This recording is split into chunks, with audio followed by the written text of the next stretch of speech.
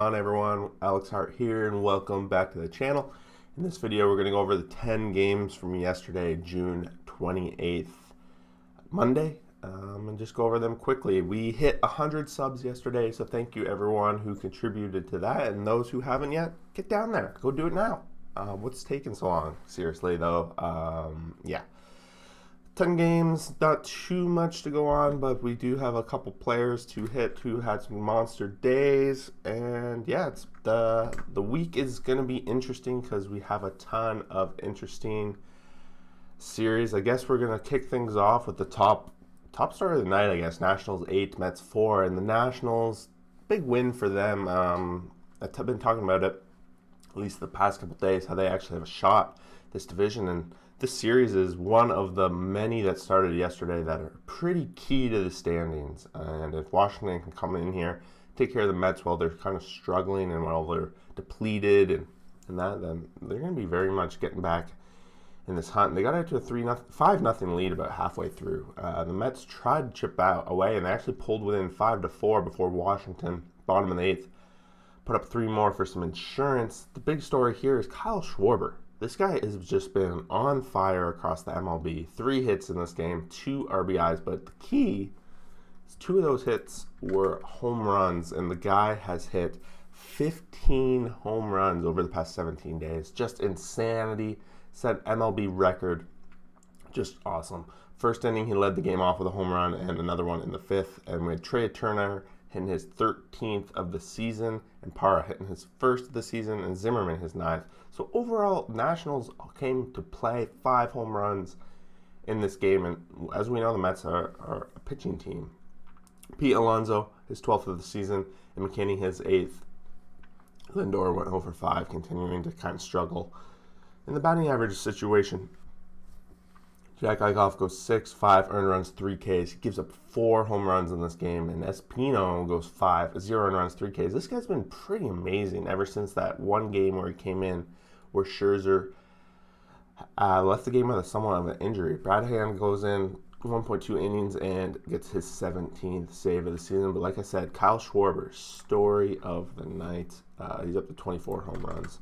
Rockies 2, Pirates 0, and the Pirates, their heat has been put on hold by a little bit by the Rockies here. The Rockies are on the road, which, as we know, are a different team on the road, but they pull off a nice little win here with just a couple of runs. No, Diaz hits his 3rd home run of the season, and they're up against Tyler Anderson, ex-Rocky, which was pretty interesting. He went 5, 2 earned runs, 3 strikeouts. Kyle Freeland, 5 innings pitched, 0 earned runs, 7 Ks. The guy lasted a nice 79 pitches, still a little bit short. They're bringing him down, but his ERA is coming down. No earned runs in this game, 6.54 ERA now on the season. And next game up, we have the Phillies 4 and the Reds 12. This is another one of those key series because both these guys are in kind of pivotal situations in their own divisions. They're both within striking distance, but they kind of are looking to get hot, and that's what the Reds did. They took a 2-0 lead in this before the Phillies took a 4-2 lead a little bit after that, after the 5th inning. And then the Phillies, they're like, you know what, we're going to throw our bullpen out there. Everyone's got to eventually throw their bullpen, but with the Phillies, they're putting the Blue Jays bullpen to shame, and they give up 10 runs over the course of 2 innings. Castellanos is the highlight of this game. 3 hits, 7 RBIs, including a nice grand slam for his 15th home run of the season coming in that 7th inning. Joey Votto also hits a home run, his 9th of the season. And for the Phillies, they fall short. They don't get any home runs. A couple of guys with multi-hit nights, but that's pretty much it. Wade Miley goes 6, 4 earned runs, 7 Ks for mediocre outing at best. And Howard goes 2.1, 2 earned runs, 1 K. And then they go to the bullpen. Falter actually comes in for 4 innings and 6 strikeouts, and he's pretty solid there. But the rest falls apart down the stretch for the Phillies, and the more the Nationals heat up, the Phillies cool off, the farther and farther they're going to be falling behind in the standings.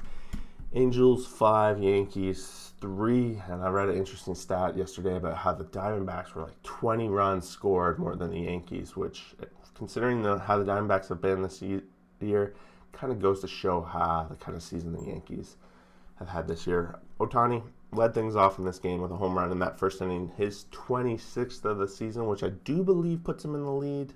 I can't remember if Vladdy's at 25 or 26. Might be a tie. I think they're tied for the lead, but it's not enough. The Yankees do pull within 2-2, and after that, the Angels add one in the 5th, one in the 6th, and you don't really have to look back after that. The Angels, the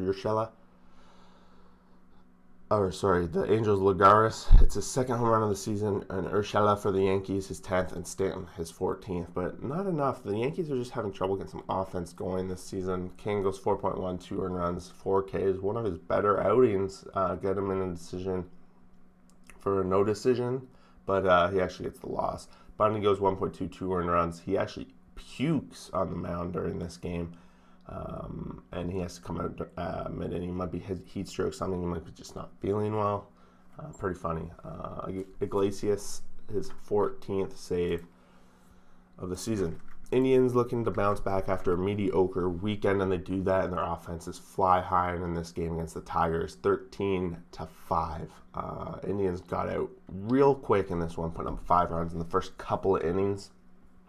Cabrera for the Tigers hitting his 6th of the season, so it might be time to start getting closer and closer to that 500 home run watch. I don't know how far he is away. I think he started the season 14 away. Now he's at 6, so he might be 8 away. I'd have to double check so we can get that counter up. Hopefully he can get there this season. On the other side, Cleveland Hedges, his 4th home run of the season. Jose Ramirez, his 17th. So Jose is back, 3-hit, 5 RBI performance. Morgan goes 5 innings pitched, 4 earned runs, 4 Ks.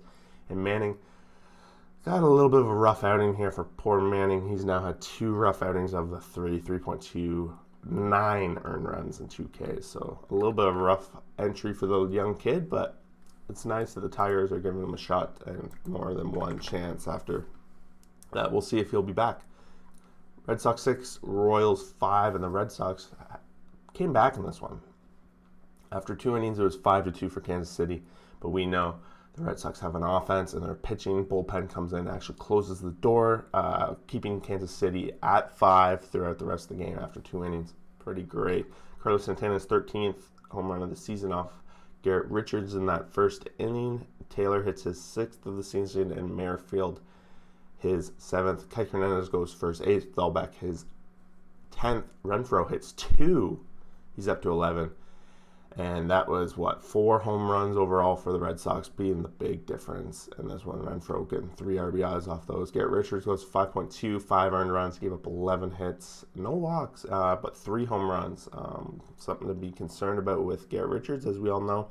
It's probably the weaker side of the Boston rotation. Danny Duffy's back in there, 3.1, 4 earned runs, 2 Ks. Keeping his outing a little bit short with 62 pitches over 3 innings. But the Red Sox have a nice comeback win, and much needed, with Tampa Bay having the rest day. The Orioles 9, Astros 7, and this game was a fun one to watch down the stretch. 7th inning was where things started to heat up when Baltimore had a 4-2 lead. At the bases loaded, they walked in back-to-back runs to tie the game. Actually comes down to the 9th inning, which I didn't realize that the Stros actually had a shot at this one. Baltimore put up 5 in the top of the 9th before Astros actually got in a situation, put in some few runs and came within 2. A little bit short, but they just go to show that with Baltimore, you always have a chance to come back. Baltimore is top of the lineup. Mullins, Hayes, Mancini, and Mountcastle all had multi-hit nights. Mountcastle is 14th home run of the season. Hayes his 7th. On the other side, the Astros were actually held off the home run sheet, and it was the bottom of their lineup doing most of the damage with Tucker, Strong, Garcia all having multi-hit, multi-RBI nights. Greinke goes 5, 3 earned runs, 4 Ks in the no decision. Shellman goes 3.2, 2 earned runs, 0 strikeouts as well in the no decision. And then the bullpens did their thing. Belak, unfortunately for the Stros, in that 9th inning really got destroyed and gave up 5 earned runs. Moving along, another big series going on this week. We got the Brewers 14 and the Cubs 4. This game was actually so much closer than the scoreboard lets on. It was 4-4 actually heading into that 8th inning. And then for like a team with such a good ERA in the bullpen, they just fell apart this 8th inning. Milwaukee put up 10. It started with Jackie Bradley Jr. hitting a key double in this one when they hadn't scored any runs yet. Ends up being a double that moves the guy along to third and scores a run and gives them a lead. And they don't really have to look back after that. Garcia hits his 15th home run of the season. Adames his 11th. Hira his 4th. So 2 of those coming in that 8th inning. And then on the Cubs side, we have Ian Happ hitting his 9th. Wisdom hitting his 11th, but they're falling short. Freddie Peralta goes 6, 2 earned runs, 8 Ks, a couple walks in there. And Kyle Hendricks leaves the game losing 6 innings pitched, 4 earned runs, 4 Ks. His team bails him out for the no decision, but it's the bullpen, like I said. Tempera gives up 4 earned runs, and McGill 6 earned runs. McGill couldn't even get an out. It looks like they put on Sogard to close things out in this game. Brewers big win.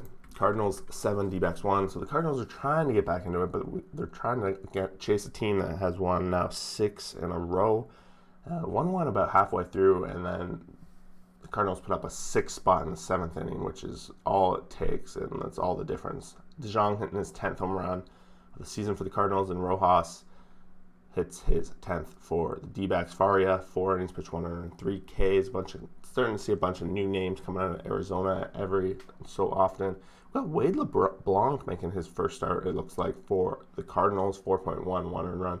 Can't complain. That was a pretty good outing. They actually had Gant coming in as relief. John Gant only went 0.2. Gave up a couple hits, and then they took him out, it looks like. So John Gant's been demoted. LeBlanc's been promoted by the looks of it. So that's something to keep an eye on for the Cardinals. Otherwise, they pick up a nice, much-needed win against a mediocre team. So there's that. Moving along, the last game of the night, we have another very key series in the Dodgers-Giants. For the most part of the season, the Giants have had the Dodgers number, so this is a very big win for the Dodgers. Got out to a 2-0 lead in that first inning with Desclafani on the mound, and Bauer answers back on the mound as well. We're about 2-2 halfway through, and then in the 6th inning,